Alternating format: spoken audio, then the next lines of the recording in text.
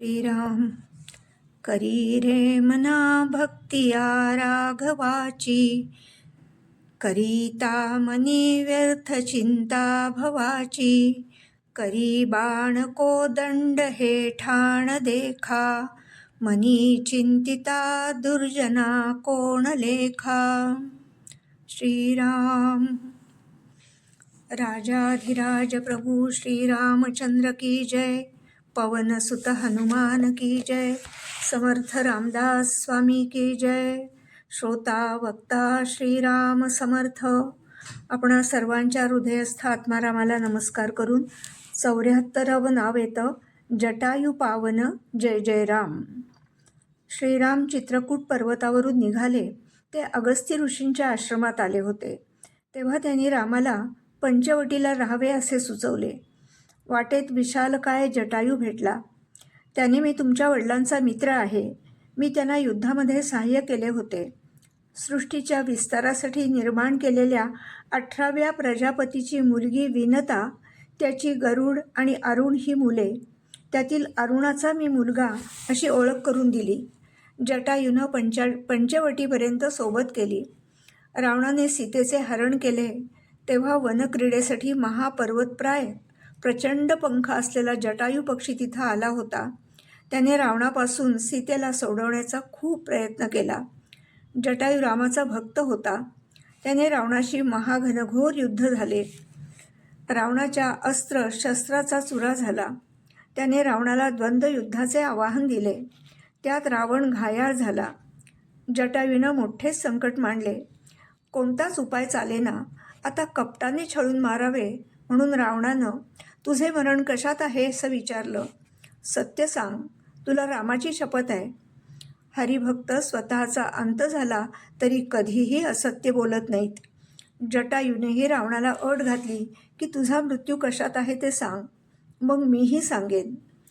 जटायूने सात्विक भावाने सत्य सांगितले की माझे मरण दोन्ही पंखामध्ये आहे. रावणाने खोटेच आपल्या पायाच्या अंगुष्ठामध्ये आहे म्हणून सांगितले. रावणाने जटायूच्या पंखावरती वर्मी घाव घालून दोन्ही पंख छाटून टाकले. पंख उपडलेला जटायू भूमीवरती मूर्छित होऊन पडला. सीता पाहून त्याला अत्यंत व्यथित झाली. श्रीरामाला मार्ग कळावा म्हणून वाटेत ती आपली आभूषणे टाकत गेली. रामाने ती ओळखून त्या मार्गाने येत असता मार्गावरती अत्यंत भग्न अंग झालेला, सर्वांग रक्तानं माखलेला महापर्वता एवढा प्रचंड जटायू पाहून राम लक्ष्मणाला प्रथम सीतेचे भक्षण करून रक्तप्राशन करून राक्षसच बसलाय असं वाटलं. म्हणून बाण सज्ज करून त्याला मारायला ते निघाले. श्रीरामाला पाहून जटायूला धन्य धन्य झाले. मनोमन श्रीरामाचा जप चालूच होता. अत्यंत क्षीण झालेल्या आवाजामध्ये जटायूनं रामाला सीताहरणाची सर्व हकीकत सांगितली. पण मूर्छित झाल्यानं पुढं काय घडलं ते कळलं नाही असे तो म्हणाला. श्रीरामाने त्याला अत्यंत कृपेनं दृढ आलिंगन दिलं. आता मला बोलायला शक्ती नाही असे म्हणून रामाच्या चरणी माथा ठेवून जीविताचा त्याग करतो असे जटायू म्हणाला. तेव्हा श्रीराम म्हणाले, माझ्यासाठी तू प्राणत्याग करतो आहेस, तेव्हा तुला ऋणातून मुक्त होण्यासाठी मी तुला वाचवेन. तुझे पंख तुला परत देतो, ज्याने तुला असंख्य वर्ष जगायला मिळेल. युद्धात दशरथाला सहाय्यकारी झालास तसा मला हो.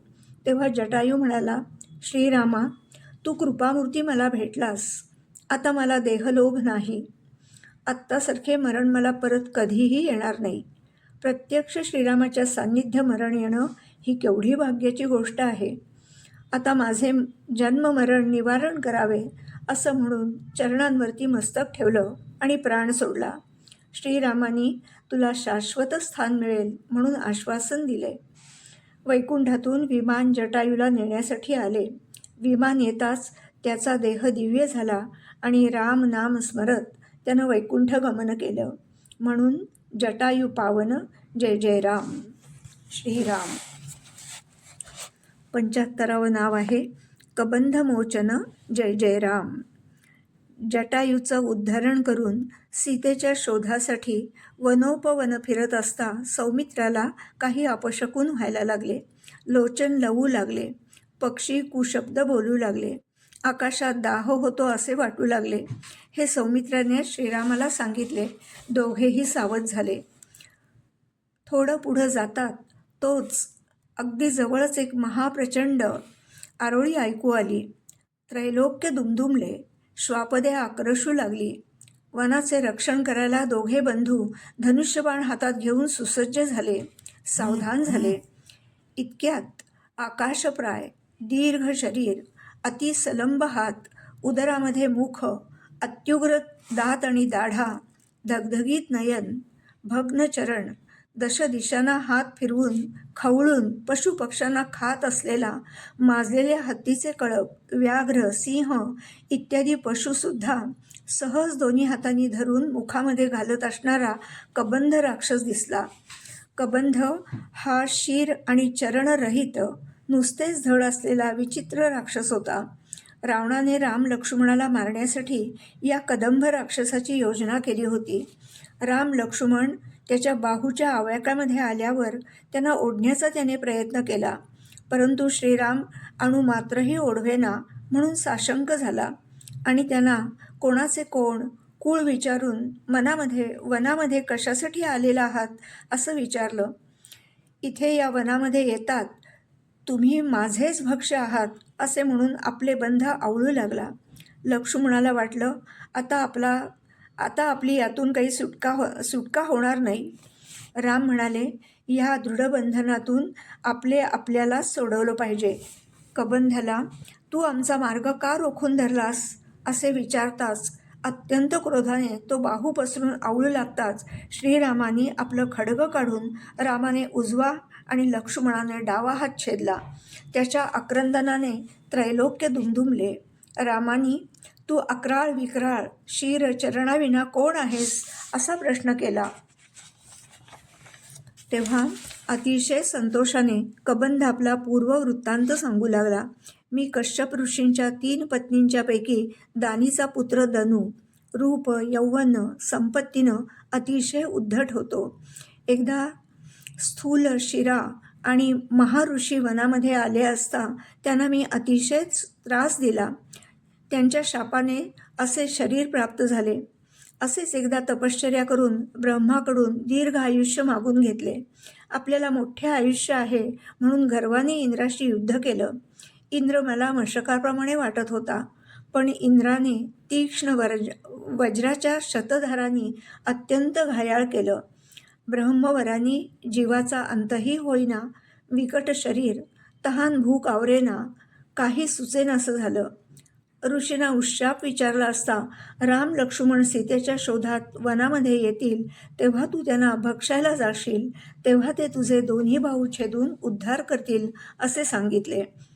कबंधाने राम लक्ष्मणाला लोटांगण घालून म्हटले की आपण माझा उद्धार केलात आणि पापापासून राक्षस योनी अधःपतनातून मुक्त केलेत. आपण दानशूर धर्मात्मा आहात. आपणच माझ्या देहाचे दहन करावे. रामाने सीतेविषयी विचारले असता माझे ब्रह्मशापाने शुद्ध ज्ञान विच्छिन्न झाले आहे. देहाचे दहन झाल्याशिवाय माझे ज्ञान प्रकट होणार नाही असे म्हणाला. म्हणून मोठ्या खाचेमध्ये म्हणजे खड्ड्यामध्ये देह ठेवून त्याच्यावरती शुष्क काष्टे घालून लक्ष्मणाने दहन केले. त्याच्या देहाला प्रेतपण नव्हते. दहन झाल्यावर त्याचा देह दिव्य झाला. त्याला न्यायला हंसयुक्त विमान आले. कबंध विमानामध्ये बसून सीतेच्या शोधासाठी वानरवीर सुग्रीवाशी मैत्री करण्यास सांगतो. सुग्रीव नुसती झाडांची पाने खाणारा वनचर नसून किष्किंधेचा राजा आहे. त्याच्याजवळ राजनीती संपन्न, चारी पुरुषार्थ, अतिशय सज्ञान, बलवान, बलिष्ठ असे 4 प्रधान आहेत. सुग्रीवाची भार्या ही त्याचा बंधू वालीने पळवली असून त्याचे राज्य काढून ऋष्यमुख स्थानामध्ये त्याला पाठवले. समानशीलतेमध्ये मैत्री होऊन आपण दोघे एकमेकांचे सहाय्यकारी व्हाल. याच मार्गानं पुढं गेल्यावर पंपा सरोवर लागेल. तिथे तापसांची विश्रांती असून अत्यंत रमणीय स्थान आहे. ते वानरांचेही स्थान असून ते तेथे क्रीडा करत असतात. सुग्रीवाची भेट झाल्यावर तुम्हा दोघांचेही दुःख संपेल. सीता शोधासाठी त्याचे कोटी वानर सैन्य तुझ्या मदतीला पाठवून देतील आणि सीतेला शोधून आणतील, हे माझे सत्यवचन आहे, असं म्हणून रामाला वंदन करून अत्यंत आल्हादाने कबंध विमानामध्ये बसला. म्हणून कबंध मोचन जय जय राम. श्रीराम. 76वं नाव आहे शबरी पूजित जय जय राम. कबंधाचा उद्धार करून राम लक्ष्मण धनुष्य सज्ज करून पंपा सरोवराच्या पश्चिम तीरावरती येऊन विश्रांतीसाठी थांबले. तिथं अतिशय मनोरम असा शबरीचा आश्रम पाहून तिच्या आश्रमाला भेट दिली. स्वतःहून राम लक्ष्मण आलेले पाहून शबरीला खूप आनंद झाला. शबरीची कथा अतिशय सुंदर आहे. शबरी ही भिल्ल राजाची मुलगी, आदिवासी म्हणावी अशी ही जमात आहे. शबरी 7-8 वर्षाची होती. रानात भटकायची, कंदमुळं रसाळ फळं आणायची, बागडायची अशी ही अल्लड मुलगी होती. एकदा घरी भरपूर बकऱ्या आणल्या. त्यांच्या छोट्या छोट्या पिल्लांशी खेळण्यात, त्यांना चारा पाणी करण्यात ती अगदी रमली होती. रोज रात्री त्यानं एका झोपडीत ठेवायचं असं सगळं काम मनापासून करत होती. एक दिवस आणखी काही पिल्लं, म्हणजे कोकरू म्हणतात, ते घेऊन वडील येतात. तेव्हा तिला खूप आश्चर्य वाटतं. एवढी पिल्लं कशासाठी, असं ती आईला विचारते. तेव्हा आई हसून म्हणते, अगं 4 दिवसांनी तुझं लग्न आहे ना, त्यासाठी मेजवानी करावी लागेल. तुझे वडील सर्वांचे मुख्य आहेत ना, मग एवढी पिल्लं लागणारच, मोठी मेजवानी होईल. ती म्हणते, पण पिल्लांना कशाला मारायचं, पिल्लांना मारून खायचं हे ऐकून ती अत्यंत बेचैन होते. काय करावं, कोणाला विचारावं, कसा या पिल्लांचा जीव वाचेल, असं तिला प्रश्न पडला. ती आईला वडिलांना अनेकदा विनंती करते, माझं लग्न नका करू, पिल्लांना नका न मारू, दुसरं काहीतरी करा, पण लहान मुलांचं कोण ऐकतो. खरं तर लग्न म्हणजे काय हे कळण्याचं तिचं वयही नव्हतं. अगदी लहान वयापासून तिचं हृदय अति कोमल आणि प्रभूवरती तिचं अतिशय प्रेम होतं. एवढी हिंसा लग्नासाठी होणार असेल तर मला लग्न करायचंच नाही, असा तिनं मनाशी पक्का निश्चय केला. रात्री सगळीकडं निजानीज झाली.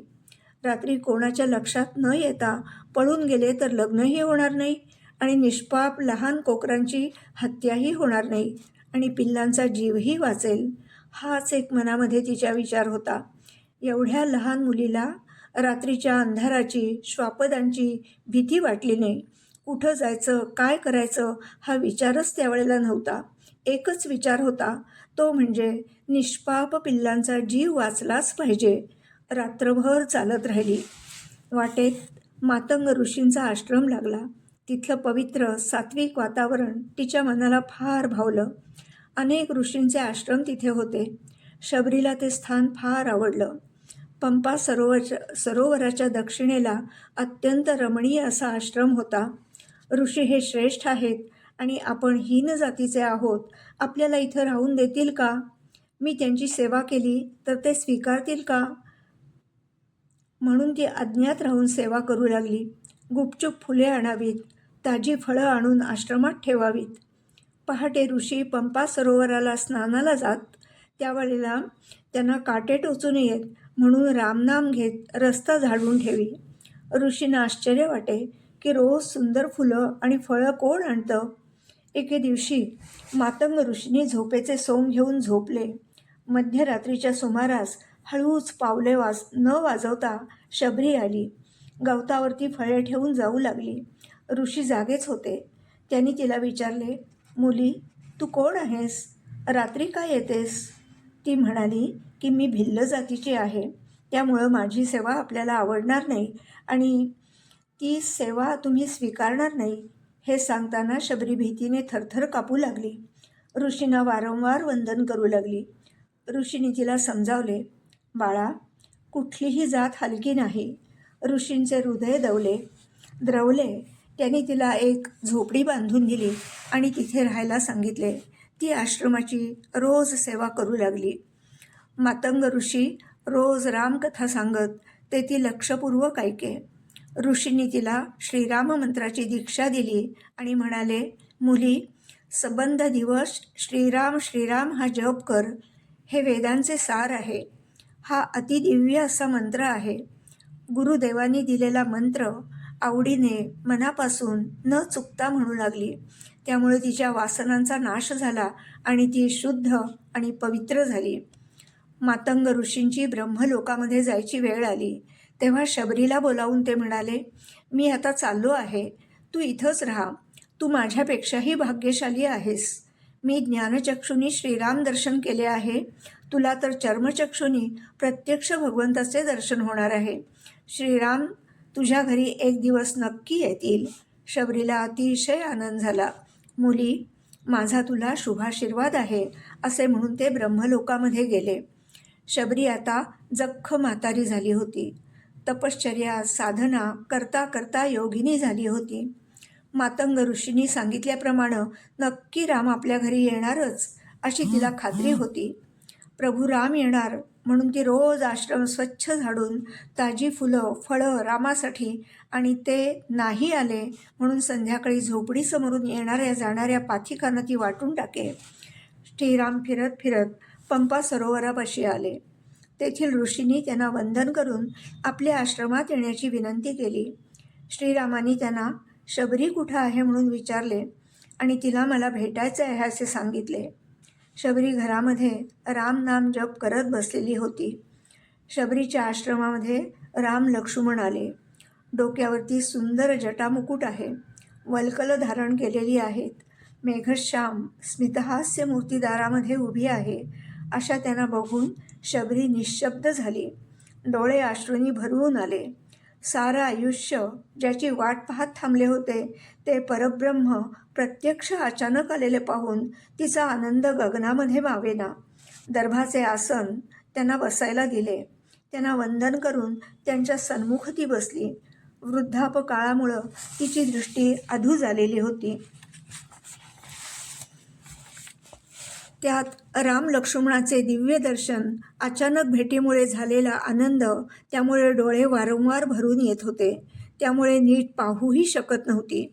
शबरी गरीब होती, त्यामुळे द्रोणात पिण्यासाठी पाणी घेऊन आली. आता तिच्या मनामध्ये विचार येऊ लागला की मी आणलेल्या फळांचा स्वीकार करतील का? रोज रामासाठी आणलेली फळे ठेवलेलीच आहेत आणि ती घेऊन येऊ का? रोज मी रामासाठी आणते. आज प्रत्यक्ष श्रीराम आलेले आहेत. त्यांना काहीतरी खावं अशी इच्छा आहे. तोच राम आपणहून म्हणतात, माते मला भूक लागली आहे. गीतेमध्ये भगवंताला प्रेमाने अनन्य भक्तीनं दिलेलं पत्रम पुष्पम फलम तोयम हे प्रिय आहे याची प्रचिती आपल्याला इथे येते. रामासाठी टवटवीत ताज्या सुगंधी रानफुलांचा हार करते आणि म्हणते, श्रीरामा, मातंग ऋषींनी सांगितल्यापासून अहोरात्र तुझे चरण चित्तामध्ये धरून आहे. माझा भावार्थ जाणून कृपेनं कृपावंत होऊन आपले चरण पाहायला मिळावे. माझ्या पूजेचा स्वीकार करावा. आपल्यासाठी अतिशय पवित्र सामग्री आणलेली आहे. सौमित्रासह त्याचा स्वीकार करावा. रामाने विधियुक्त पूजेचा स्वीकार करून वनभोजन केले. रामाने आश्रम पाहायची इच्छा व्यक्त केली. शबरीनं अत्यंत उत्साह दाखवला. परत येऊन श्रीरामांना म्हणाली, हे दयावंता, तुझे दर्शन घेण्यासाठीच या देहाची धारणा धरून ठेवलेली आहे. तुझे चरण पाहिले. आता या देहाचे कार्य संपले. मला देह त्यागण्याची, या देहसंगाची निवृत्ती करण्याची आज्ञा द्यावी. श्रीरामांनी संतोषानं अति उल्हासानं देहलोभ सांडून परलोकी सुखाने गमन कर म्हणून आज्ञा देताच शबरीने आसन घालून निजतेजाने चेतवून देहाचे दहन केले. पाप पुण्यातीत होऊन अक्षय सुख, अक्षय स्थान पावली. सुरसिद्धांनी जय जयकार करून सुमनांचा वर्षाव केला. शबरीचा उद्धार झाला आणि म्हणून शबरी पूजित. जय जय राम. श्रीराम जय जय रघुवीर समर्थ.